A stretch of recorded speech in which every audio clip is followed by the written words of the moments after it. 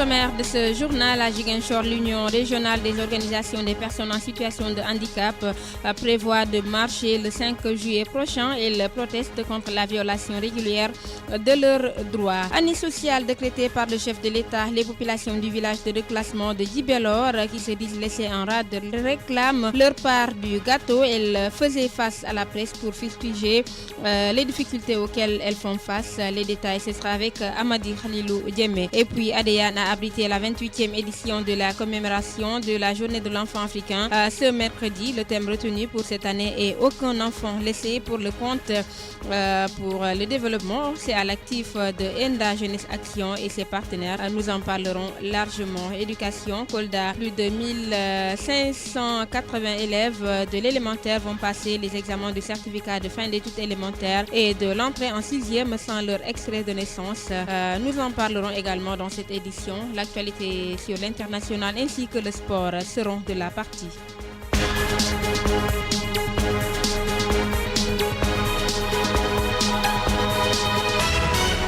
Le journal avec Mambinta Diata. Bonsoir et bienvenue. Nous sommes en compagnie de Mamadou Lamine Diata, Tons Dadi pour la partie technique. D'abord, cette information, le chef de l'État Macky Sall a eu un tête-à-tête avec son homologue russe Vladimir Poutine. Ce mercredi après-midi au Kremlin, le renforcement de la coopération économique entre Dakar et Moscou dans plusieurs secteurs, en particulier la pêche, l'industrie et l'énergie, a été au cœur des discussions entre les deux dirigeants invités par la FIFA. Le président de la République séjourne en Russie depuis dimanche dernier pour les besoins de la Coupe du Monde 2018 à laquelle participe l'équipe nationale du Sénégal. Le gouvernement du Sénégal maintient l'interdiction de l'importation de la volaille. La précision est faite par le ministre du Commerce, Alioune Sarr. Face à la presse, le ministre a laissé entendre que c'est une mesure de sauvegarde qui est prévue par l'OMC, Organisation mondiale du commerce, et que donc le Sénégal a mis en place à ses yeux pour accompagner l'industrie naissante où des acteurs ont investi plus de 200 milliards de francs CFA et qui travaillent avec plus de 50 000 personnes dont la moitié sont des femmes. À Ziguinchor, les acteurs de la filière avicole sont d'avis que pour l'émergence de la filière dans le sud du pays, il faut nécessairement soutenir le secteur. Moustapha Ndiaye invite l'État à faciliter l'accès au crédit pour les acteurs de la filière avicole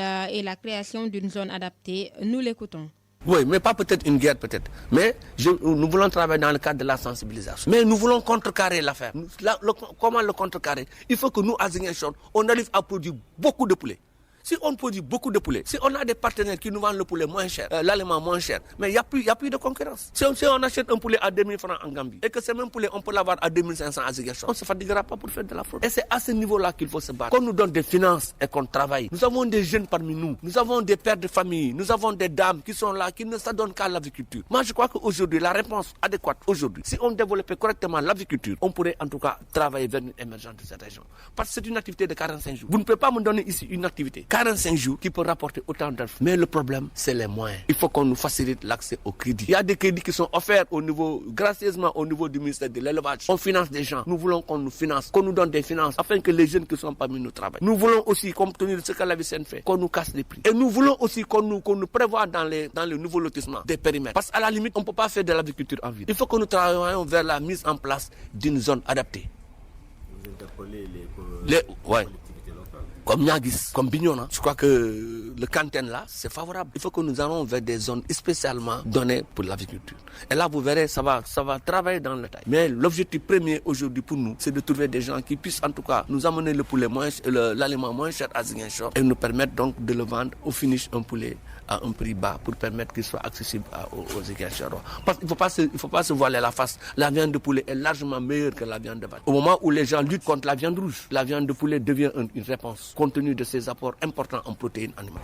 Génération FM 93.4. Vous suivez le journal. Dans le cadre de la défense et la protection des droits et libertés des personnes handicapées, l'Union régionale des organisations des personnes en situation de handicap organise le 5 juillet prochain une marche de protestation contre la violence violation régulière de leurs droits. Plusieurs centaines de personnes prendront part à cette manifestation selon le président de la structure Alassane Badiane que je vous propose de suivre. Donc pourquoi cette marche? Parce qu'on a vu aujourd'hui les personnes en situation de handicap de la région de Ziguinchor sont laissées en rade en plusieurs programmes et projets ici au niveau de la région. Parce qu'aujourd'hui, il est inconcevable que cette année est décrétée année sociale. Nous sommes au 6e mois. Nous n'avons même pas senti cette année sociale. Parce que aujourd'hui, ce qui se passe ici au niveau de la région de Ziguinchor est inquiétant pour nous en tant que personnes vulnérables, en tant que personnes en situation de handicap. Si je prends l'exemple des collectivités territoriales, que souvent il y a des subventions, un budget alloué à ces collectivités. Aucune collectivité ici au niveau de la région de Ziguinchor ne prévoit pas une ligne pour les personnes en situation de handicap. Ça, c'est le premier aspect. Parce que peut-être une seule collectivité, celle bien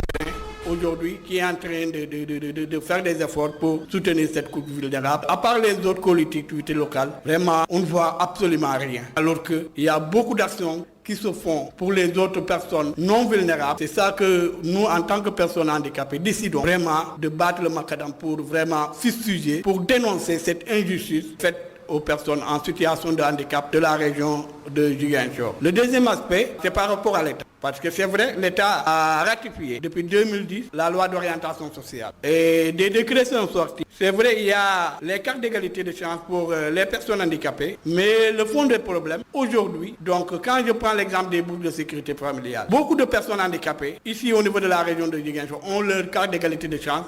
Mais jusqu'à présent, n'ont pas cette bourse de sécurité familiale. Et il se permet de donner ces bourses à des personnes non handicapées, à des personnes non démunies qui aujourd'hui, en tant que personnes handicapées, nous disons non à cette injustice. Et c'est pour cela que nous prévoyons cette marche. Je vous l'annonçais dans les titres, les locataires du village de reclassement de Djibélor traversent des difficultés énormes. Ils se disent laissés en rade par les autorités face à la presse dimanche. Les pensionnaires de cette bourgade située à quelques encablures de Ziguinchor réclament leur part de l'année sociale décrétée par le président de la République. Selon le chef de ce village d'internement, ces populations ont vécu le mois béni de Ramadan avec beaucoup de problèmes. Les détails avec Amadi Khalilou Diémé dans ce focus. En 1976, une loi a transformé les léproseries en villages de reclassement social pour que ces camps d'internement deviennent des lieux plus ouverts où les malades et leurs familles puissent retrouver une activité sociale. Djibélor, situé à côté de Ziguinchor, est l'un des 9 villages de reclassement social du pays. Mais le village qui bénéficiait jadis de l'accompagnement de l'État traverse de sérieuses difficultés depuis 2012. Face à la presse ce dimanche, Moussa Faye, chef de cette bourgade, dénonce le traitement qui leur est infligé. Il y a beaucoup de choses qu'on a gagnées au lore depuis M. Abdou Diouf, président Abdou Diouf, et M. Ablaye Wade, président Ablaye Wade. Autant on a reçu les carcasses, beaucoup de carcasses sur Abdou Diouf et sur Ablaye Wade. Mais quand Macky il est venu, on ne voit rien. Ce village de reclassement était confronté à des difficultés énormes pendant le mois béni de Ramadan. Aucune aide de l'État n'est orientée vers ces personnes qui vivent toujours et encore une situation extrême de vulnérabilité. M. Faye parle d'une situation intenable et invite le chef de l'État à soigner cette situation.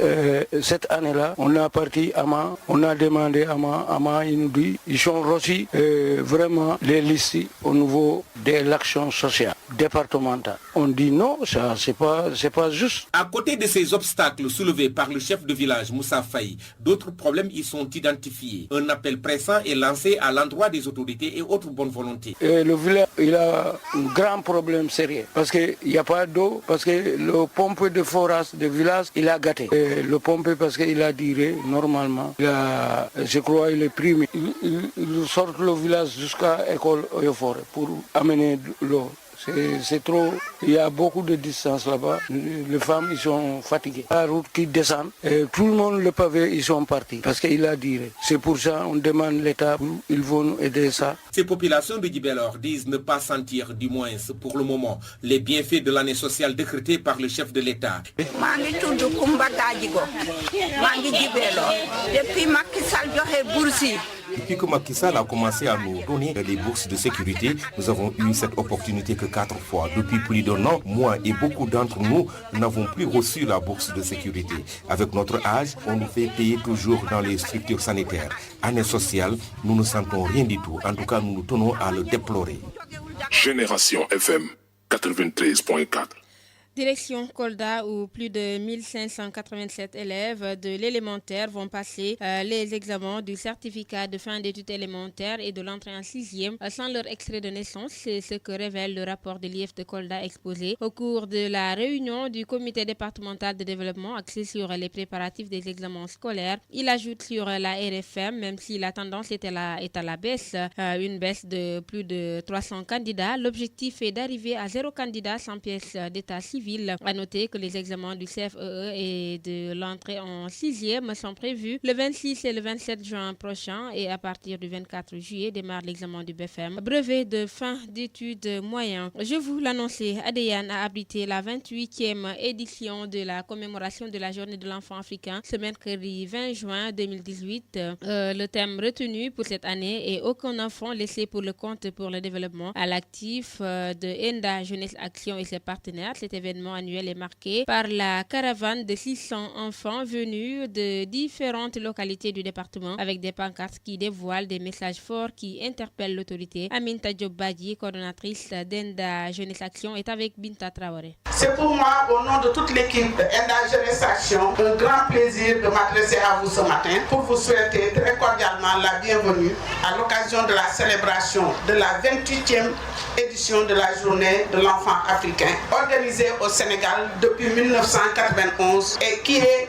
la 30e édition de la Semaine nationale de l'enfance. Pour rappel, la journée de l'enfant africain est un événement annuel qui commémore le massacre des enfants de Soweto en 1976 par le régime de l'apartheid où des milliers d'élèves sud-africains noirs ont manifesté pour protester contre la qualité inférieure de leur éducation non basée sur les principes racistes et pour exiger que l'on respecte le droit à un enseignement dispensé dans leur propre langue.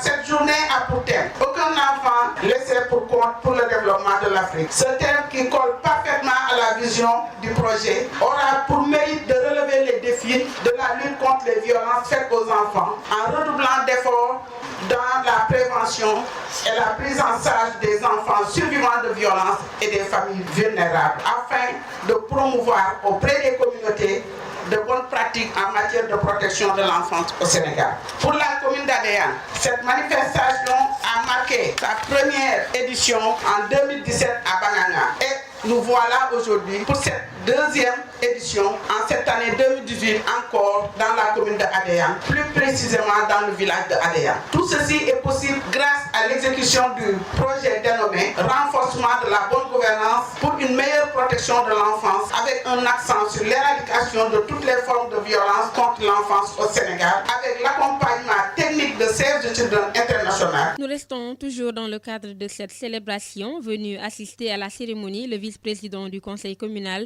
de protection des enfants de Ziguinchor, Sidi Ahmed Kouka, a mis l'accent sur le travail abattu par les conseils communaux concernant le problème de l'état civil des enfants, entre autres. Nous l'écoutons. Aujourd'hui, nous pouvons dire quand même que le taux d'enfants qui n'avaient pas d'extrait de naissance a fortement baissé. Donc nous profitons de l'occasion pour remercier et féliciter le nouveau président du tribunal départemental de Ziguinchor qui n'a ménagé aucun effort pour prendre en charge plus de 2000 enfants qui n'avaient pas d'extrait de naissance. Mais au-delà de ça aussi, nous avons eu à sensibiliser les parents d'élèves, les directeurs d'école, les enseignants, les groupements féminins par rapport à la maltraitance des enfants. Et aujourd'hui, les travaux durs qui se faisaient par rapport aux enfants, que ce soit au niveau des travaux champêtres ou bien dans les domiciles, a fortement aussi baissé. Maintenant, comme nous le disons, la protection, c'est une continuité.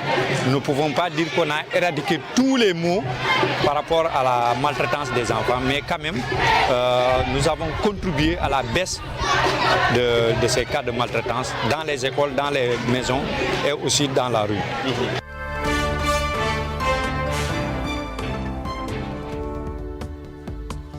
Voilà, nous parlons de l'actualité hors de nos frontières. Au Niger, l'opposant Ama Amadou vient de perdre son statut de député selon une décision de la Cour constitutionnelle, le rendant désormais inéligible. Ama Amadou, condamné par contumace à 1 an d'emprisonnement dans une affaire de trafic de bébés, est toujours en exil en France. Dans un spectaculaire retournement, le président américain Donald Trump a signé ce mercredi un décret pour éviter la séparation des familles de migrants ayant franchi illégalement la frontière avec le Mexique. L'administration américaine était sous le feu des critiques tant au niveau national qu'international, alors que plus de 2300 mineurs ont été séparés de leurs parents en 5 semaines. L'ONU accuse le régime syrien de crimes contre l'humanité dans le Ghouta oriental. Cette région près de Damas, reprise par les autorités après 5 ans de siège, une commission d'enquête indépendante mandatée par le Conseil des droits de l'homme de l'ONU vient de rendre son rapport 5 années de siège barbare. La commission d'enquête dénonce les méthodes du régime syrien, les bombardements intenses durant les 3 derniers mois de siège avant l'évacuation des groupes armés de la Ghouta orientale, les frappes qui ont visé de manière indiscriminée les civils et qui s'apparentent à des crimes de guerre selon le rapport. Mais la commission parle aussi de crimes contre l'humanité. Le régime a délibérément affamé les civils, les privant systématiquement d'aide humanitaire et l'accès aux soins. Ça n'est tout pour l'international. Une seule note en sport, nous parlons de la Coupe du Monde de Russie 2018. Voici les résultats de la rencontre, des rencontres donc de ce jour. Le Portugal a battu le Maroc par 1-0. Uruguay, Arabie Saoudite, 1-0 en faveur de l'Uruguay. Espagne, Iran, 1-0 également en faveur de l'Espagne. Toutes les rencontres donc se sont soldées par le score d'1-0. Ça n'est tout pour le journal. Le rappel des titres dans un instant.